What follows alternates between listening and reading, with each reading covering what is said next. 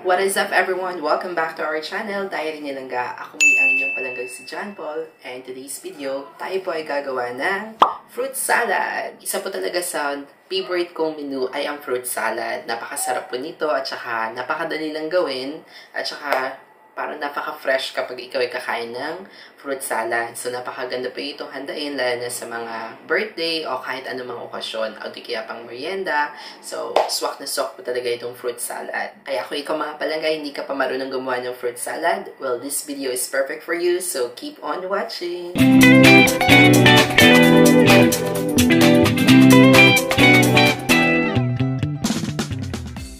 So, ang gagawin po nating fruit salad mga palangga is napakasimple lang. So, ang mga ingredients po muna is itong fruit cocktail, and then nata de coco, and then kaong, at saka kondensada, all-purpose cream, and cheese. So, pwede nyo din po dagdagan ng kahit anong kulay ng kaong, o di kaya yung real fruits mismo. At pwede rin po kayo maglagay ng raisins at saka ng cremisada o di kayo yung parang evap, ganon. Pero hindi siya masyadong masarap. Yung iba naglalagay nun. So, ito yung mga ingredients na gagamitin natin sa paggawa ng simpleng fruit salad. So, ang unang step pa lang guys, kailangan natin i-drain ang fruit cocktail.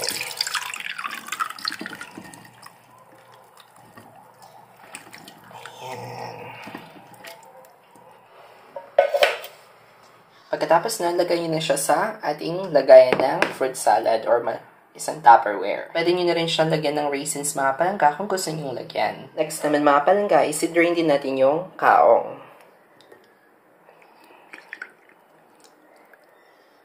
Pagkatapos nun, isama na natin siya sa fruit cocktail sa Tupperware. Mas maganda kung iba-ibang kulay ng kaong, kung may pula, or green, and then white, para maganda siya tingnan. Pero, sa case na to, wala akong makitang green, so white yung kaong na nabili ko. Ang next naman mga palangga is i-drain din natin yung nata de coco. Pagkatapos nun, isama din natin siya sa ating Tupperware na may kasama ng kaong at saka ng fruit cocktail. So, pwede nyo na rin ilagay dyan yung real fruits at saka yung raisins dyan sa loob at sama-sama na sila. Pagkatapos nun, pwede nyo rin siyang haluin mga palangga para mag-mix yung kaong, yung ating fruit cocktail, at saka yung ating nata de coco.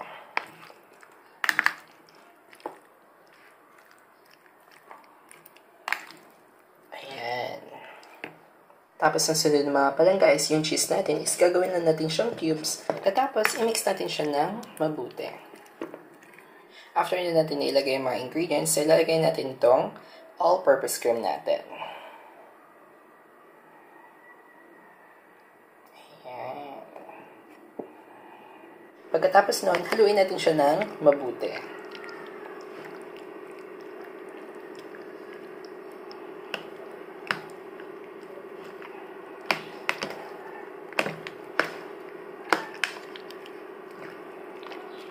Siguro mga isa't kalahating all-purpose cream, okay na siya. Or kahit isa lang. Basta, sasakto lang siya doon sa dami nung gagawin nating fruit salad. So, ito, parang maliit lang naman yung ating Tupperware. So, mga isa't kalahati lang yung nagamit ko na all-purpose cream. And last but not the least is yung ating kondensada. Kasi ito yung magbibigay ng tamis sa ating fruit salad. At pagkatapos noon, haluin na natin siya ng mabuting mabuti.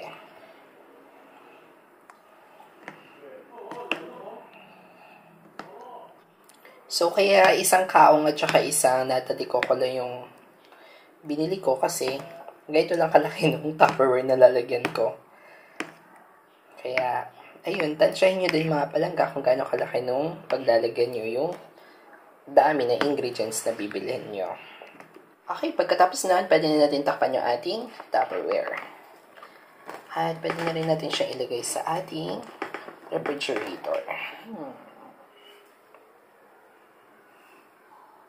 Pagkatapos nun, pwede natin siya ilagay at hayaan na natin siyang tumigas sa ating refrigerator. So, dapat mismong sa freezer nyo talaga siya ilalagay. And siguro mga 5 hours mga palangga, tapos na at saka matigas na yung ating fruit salad. So, tikman na nga natin mga palangga ang fruit salad na nagawa ko. Nilagyan na ako sa mangkok ng konti. Sobrang sarap mga palangga. The best talaga ito sa mga occasion. Katulad ng birthday, New Year, o di kaya Pasko, di ba? So, or meryenda, the best talaga itong fruit salad. Isa talaga sa mga favorite ko talaga itong menu na ito. So, if you like this video mga palangga, do not forget to hit the like button. Give us a thumbs up. And kung may mga questions kayo, so just comment below. At kung hindi pa kayo part ng channel namin, do not forget to hit the subscribe button and hit the bell notification button again para updated kayo for our next videos. Kasi sa channel namin, nagbibigay po kami ng free contents for self-improvement, life tips and tricks, and products reviews. So if you're new to our channel, so kambutan nyo lang ng subscribe channel mga palangga. And again, this is John po mga palangga, and hoping you guys have a beautiful day and have a great life. Kain po tayo! Paalam!